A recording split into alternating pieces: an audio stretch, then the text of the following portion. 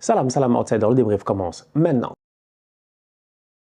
L'Inter Milan se qualifie aujourd'hui en finale de Ligue des Champions. Franchement, on va être très sérieux. Ça n'a pas été une tâche difficile pour les Milanais aujourd'hui face à leurs cousins milanais. À un moment donné, je suis désolé, l'AC Milan ne s'est absolument pas géré lors de cette double confrontation. Ils ont été under the level. Encore une fois, cette saison, s'il y a une bête noire au niveau de l'AC Milan, c'est bien l'Inter Milan. C'est la 4e fois d'affilée qu'ils jouent. C'est la 4e fois d'affilée. Si tu enlèves les 2 demi-finales de Ligue des Champions, on va être très sérieux que l'Inter Milan tape l'AC Milan cette saison. C'est pas normal. C'est pas normal. Le seul match que l'AC Milan a réussi à gagner face à l'Inter Milan, c'était au début de saison, si je ne me trompe pas. Le premier match, on était en septembre. Depuis lors, ils ont joué 4 fois et 4 fois d'affilée, l'Inter a tapé l'AC Milan. Et 4 fois d'affilée, l'AC Milan n'a jamais marqué de but.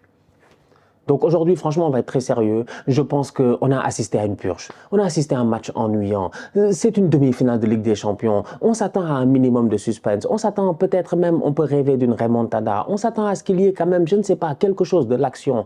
Il n'y a absolument rien eu. Le match s'est joué au match aller pendant 15 minutes et il s'est joué aujourd'hui sur une action taf-taf Lautaro Martinez. Sinon, tu vas aller où? Tu veux aller où, franchement? Il n'y a absolument rien d'intéressant. Tu regardes cette équipe de l'AC Milan là et sincèrement, elle fait pitié. Pourquoi? Parce qu'au match aller, on se disait peut-être que si Leao était là, ça allait changer quelque chose. Cependant, Leao, même s'il est de retour, tu sens qu'il n'était pas à 100%. Et aujourd'hui, il n'a pas réussi à peser. Bennacer, au match aller, il s'est blessé. Aujourd'hui, il a été là. Malheureusement, même au milieu de terrain, ils n'ont pas réussi à peser. Krunic, Bennacer, Tonali, ça a été compliqué. L'activité des joueurs de l'Inter Milan leur a posé énormément de problèmes. Franchement,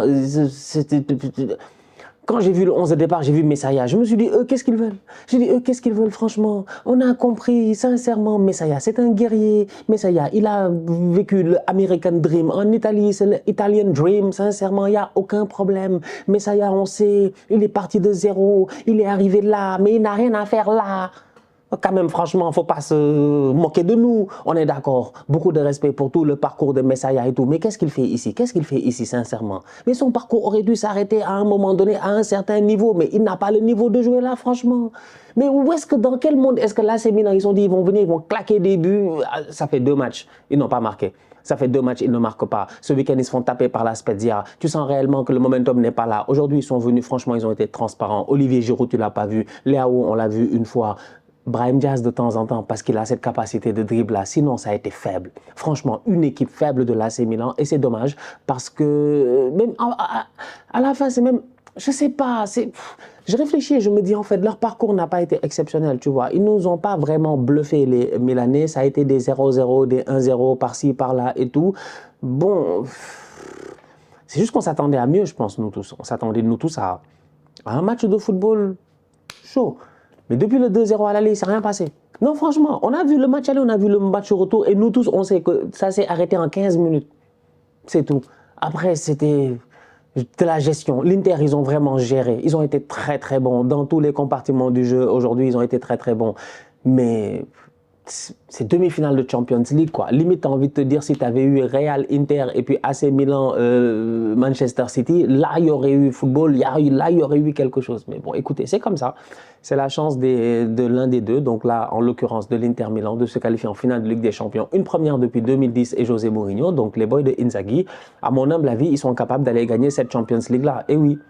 Eh oui, non, franchement, à mon humble avis, ils sont capables d'aller gagner cette Champions League-là. Sur un malentendu, un bon match défensif, des contres rapides, un Denzel Dumfries, un Di Marco en forme, Lautaro, on ne sait jamais. Franchement, on ne sait jamais que ce soit City ou que ce soit aujourd'hui le Real Madrid. Cette équipe de l'Inter-là, elle est capable en finale de Ligue des Champions de créer un exploit. Vous-même, vous savez que finale de Ligue des Champions, tout est possible. Absolument, tout est possible. Lautaro Martinez, Lautaro Martinez, un joueur qui en équipe nationale ne se gère pas.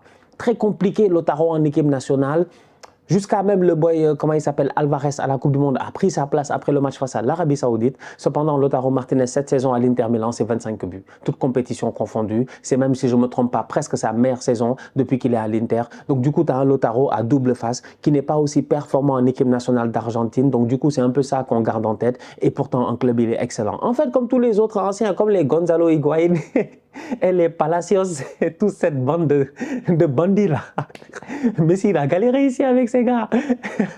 Non, franchement, c'est comme tous ces gars-là. C'est-à-dire que ça galère en équipe nationale, mais en club, ça marche bien. Aujourd'hui, il a été très bon. Franchement, très, très bon. Il descend très bas sur le terrain, il combine avec ses coéquipiers, il se retourne bien, il se projette bien. Déjà, au match aller, il avait été bon. Il a même essayé d'aller chercher ce penalty-là qui avait été refusé. Aujourd'hui, Dzeko, j'en parle même pas. Franchement, une équipe de l'Inter, une équipe d'expérience, une équipe avec des joueurs d'expérience aussi. Edin Dzeko, il a joué partout. Mkhitaryan, il a joué partout. Barella, c'est un boy qui est complet, autant offensivement que défensivement. Franchement, c'est un maître à tout faire dans cette équipe-là. Tu as des Acerbi en défense, des gars qui sont des roublards. Franchement, tu as un bon gardien de but. On a eu l'occasion d'en parler ici avec Wilou, de l'importance des gardiens de but. Aujourd'hui, quand tu vois le match de Mike Maignan, tu as mal pour lui parce que Mike Maignan tient le Milan dans le match.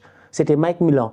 C'était Mike Milan, franchement. C'est lui qui tenait le Milan dans ce match-là. C'est lui qui était là pour faire les arrêts. Dès la première occasion de match, où si je ne me trompe pas, l'arbitre siffle une faute parce que je pense que c'est Tonali qui pousse Barella et qu'il y a Edin Dzeko qui frappe la première occasion de match. Ceux qui ont vu le match, ils sauront. Dès cette première occasion-là, je me suis dit, lui, il est on fire. Effectivement, malheureusement, sur le but, il se fait prendre au premier poteau. Tu sens qu'à la fin, il était découragé. C'est dommage. Donc l'importance des gardiens de but. Une top équipe de l'Inter Milan qui, c'est pas un beau football, franchement, mais ça marche quoi. En fait, donc à la fin de la journée, que veux-tu? S'ils sont champions à la fin, ils l'auront mérité. Donc ils n'ont pas volé leur victoire face à l'AC Milan.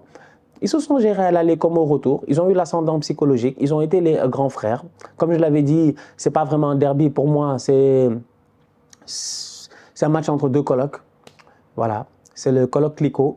C'est le coloc Clico. C'est un match entre deux colocs, un classico de coloc, franchement.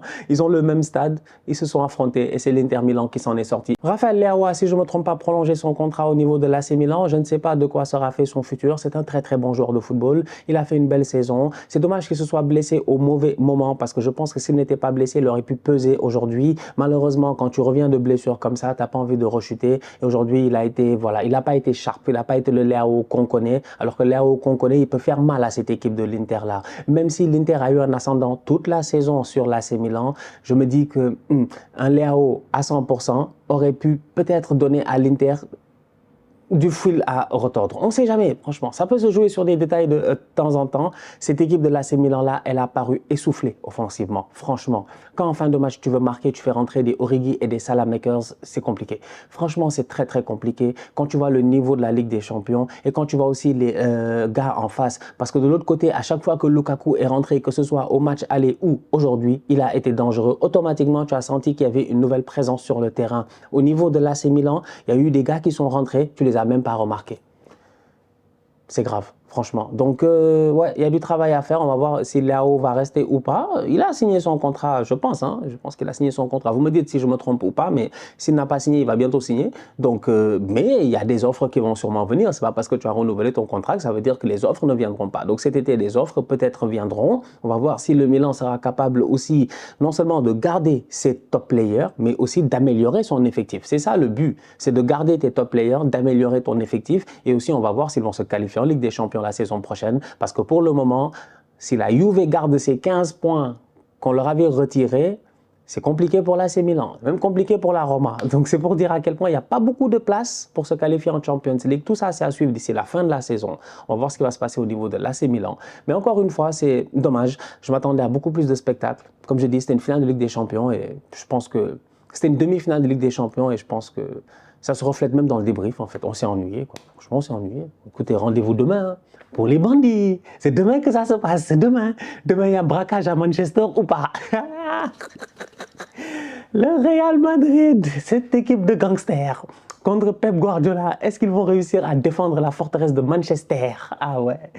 Ah non, j'ai trop hâte de voir. Voilà. Tu vois, ça, c'est du football. Ça va être chaud, tu vois. Mais là, pour le moment, vraiment, les cousins italiens, la prochaine fois, gérez-vous, quoi. La famille, on se capte très bientôt pour un nouveau débrief. D'ici là, on continue à liker, on continue à partager, on s'abonne, on s'abonne, on s'abonne. On est ensemble, on reste en santé. C'est le plus important. Tous outsiders.